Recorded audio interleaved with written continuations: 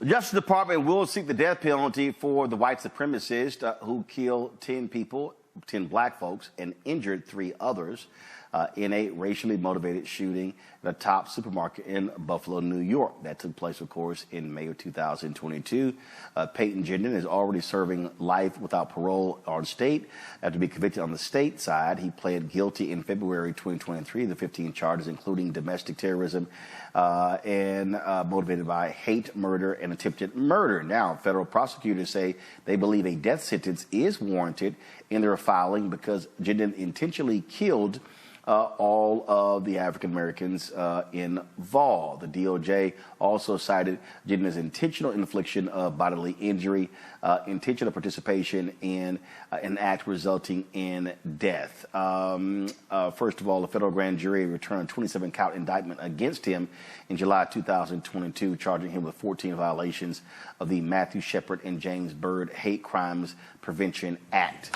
Jaquel, I'll start with you. From a legal standpoint, I'm quite sure if his lawyers are saying, man, let's somehow get this out of the way. Let's plead and not be in a situation where he faces the death penalty. Sure. I mean, of course, you know, what they may do in federal court, what they did in state court, which was enter a guilty plea. But what was interesting and surprising to me is that during the course of his plea at the state level, he admitted on the record that he killed the victims in the store because of their race and because of them being black.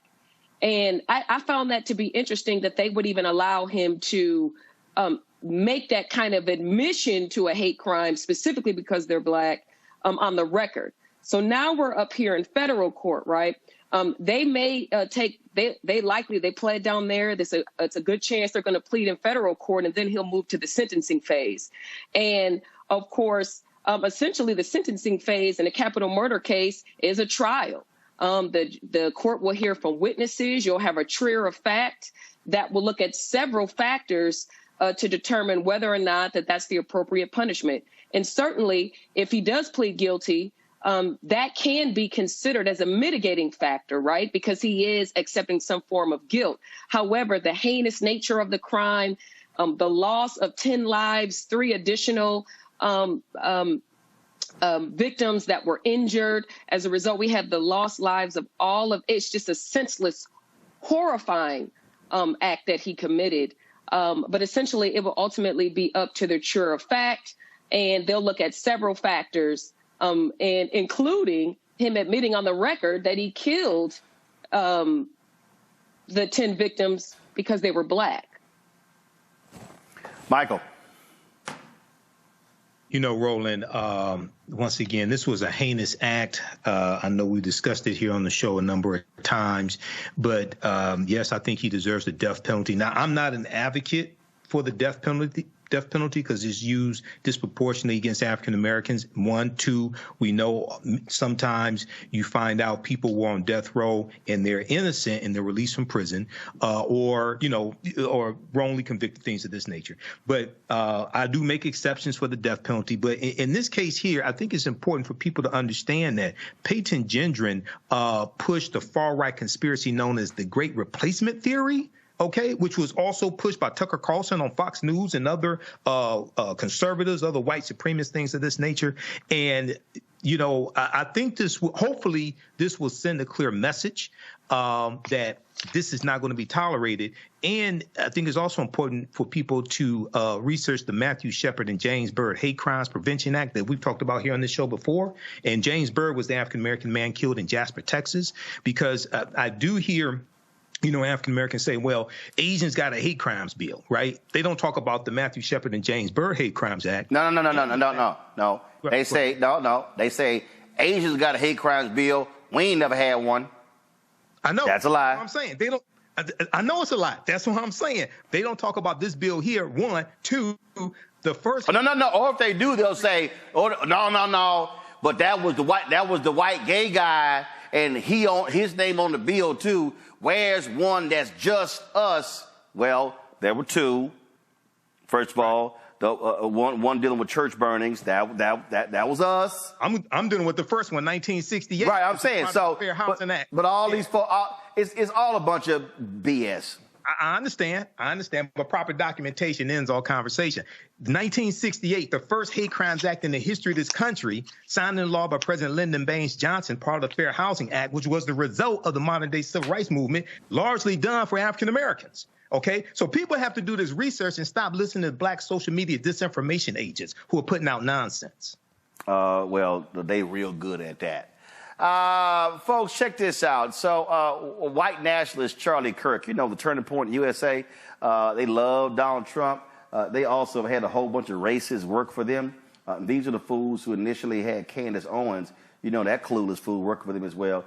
So check this out. This fool, Charlie Kirk, now says he's going to come out and every week discredit Dr. King because he believes that the Civil Rights Act should never have been passed and that, as they say, it ushered in a permanent DEI-type bureaucracy. And so check this out. Kirk, he says in his quote, we're going to be hitting him every week. Yeah, on the day of the Iowa caucus, it's MLK Day. We're going to do the things you're not supposed to do. We're going to tell the truth about MLK Jr. You better tune in. Blake has already been preparing. It's going to be great. Oh, who's Blake? Well, this person here says Blake is an apparent reference to Blake Neff, a producer of the Charlie Kirk Show. In 2020, Neff resigned from his job at Fox News as Tucker Carlson's top writer after CNN revealed he had been making racist posts under a pseudonym. No shock, Michael, that Charlie Kirk would have a racist working on his show. No shock at all, because birds of a feather flock together. And when this idiot, Charlie Kirk, puts out his misinformation about Dr. King, African Americans or responsible African American media, like right here on Black Star Media Network and on the African History Network show, we need to tear his ass up and hit him with the facts and evidence, okay? Because these people going into 2024 now, they're going to continue to lie and spread misinformation, and we have to shut them down at every step of the way. You know, and here's the deal, and John Quell, I mean, the reason I wrote this book, the reason I laid out In White Fear, and I call all that, I said all these things were going to happen. Their goal is to attack any and everything that has been beneficial to black folks and others. That is their aim. Mm-hmm. You know, it brings up just an interesting topic about when affirmative action, how that was just, it's over, right? That set us back 124 years. I mean, there have been so many attacks and there just has not been any outrage behind it. There hasn't been, you just don't hear anything about it. It's just kind of like everybody just pick up and just said, all right, affirmative action is over. And it really has a lot to do. And we should be concerned as a community about the future of the young people behind us, right? I mean, we have got to fight back to all of these attacks because they're chipping away, and it's chipping away at the progress that we have been able to make through the years. And so as these things are happening and as these attacks on our laws, on our privileges, on our rights that have affected our community, we can't stand by. I mean, we have to take action, whether it's you being present on shows, protesting and all of that. I mean, when, for example, the George Floyd movement, when that occurred, just the power, the worldwide power, it took that level of a tragedy for our community and not in addition to our community, an outcry across the world for people to come out and stand together to make a difference. And we have got to use some of those same tools, not the burning of buildings and trashing windows and all of that, but we have got to employ, we're coming up on the heels of Martin Luther King Day on Monday. We have got to, as a community, work together to fight back against all of these attacks on our community. Well, bottom line is, let's be clear, a lot of that you had folks who were inserted insurgents who were in that. In fact, in Minneapolis, it was a white supremacist who was outed as starting fires there. So they love to try to blame Black Lives Matter for that, but that's what we also had happen in a lot of this. But you're absolutely right. It is a question of mobilizing, organizing to fight back. That's why we keep saying on the show, there is a very clear and well-funded attack against not just affirmative action, not just DEI, but any and everything that has been able to assist African Americans. And so we're seeing it happen right before us. Hotep, everybody. This is Michael Imhotep from the African History Network. Our Kwanzaa online history course bundle pack is on right now. We have a fantastic promotion for you. Get our bundle pack of 2 online history courses that I teach, as well as my 15 lecture downloadable bundle, African History Awakens the African Mind from Mental Death. These are both from me, Michael Imhotep. My first online history class is Ancient Kemet, the Moors, and the Maafa, Understanding the Transatlantic Slave Trade, what they didn't teach you in school. Kemet is one of the original names for Egypt.